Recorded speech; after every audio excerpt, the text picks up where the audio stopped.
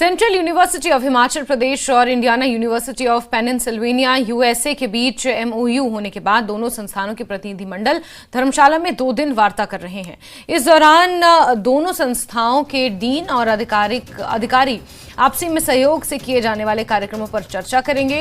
Central university के vice chancellor professor Satyaprakash Bansal ने कहा कि 1 साल पहले बेंगलुरु में सेंट्रल यूनिवर्सिटी, एचपी और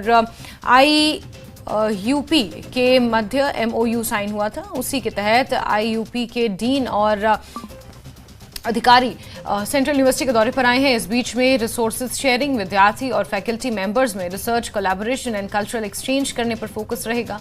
वहीं यूनिवर्सिटी ऑफ पेनिनसिल्वेनिया के बिजनेस कॉलेज के डीन प्रशांत भारद्वाज ने कहा कि आईयूपी की फैकल्टी विश्व के विभिन्न देशों से है। भारत और यूएसए में बहुत सी चीजें कॉमन हैं। पिछले 20 वर्षों में 2000 भारतीय आईयूपी में आ चुके हैं।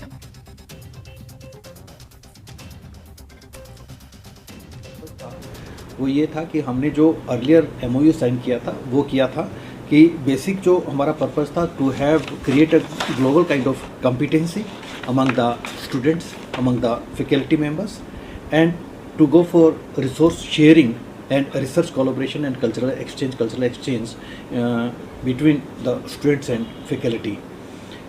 वो हमारा जो डिटेल में डिस्कस हुआ था। इस तरह का अभी हमने एक जो स्टार्ट किया है, हमने कॉमन मोनोग्राफ बनाना स्टार्ट किया है और स्टूडेंट्स हमारे वहाँ पर जाएं, हमारे फैकल्टी मेंबर्स वहाँ पर जाएं। उसी के अंतर्गत जैसे आज यहाँ पर आए हैं और हमारा आने वाला समय जो होगा वो रिसर्च कोलैबोरेशंस पे ज़्यादा एम्फेसिस होगा। एक कॉमन पब्लिकेशंस निकाली जाए। ये वाले कोलैबोरेशंस हमारे Indian students as well as the international students दोनों को बहुत अच्छे अपॉर्चुनिटीज़ देंगे to explore countries in terms of education, culture, economy.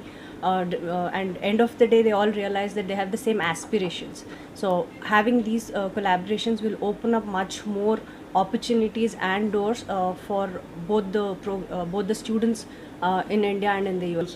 There have been more than 2,000 Indian students who have come in the last 20 years to IUP and have been able to find jobs and professions all over the world.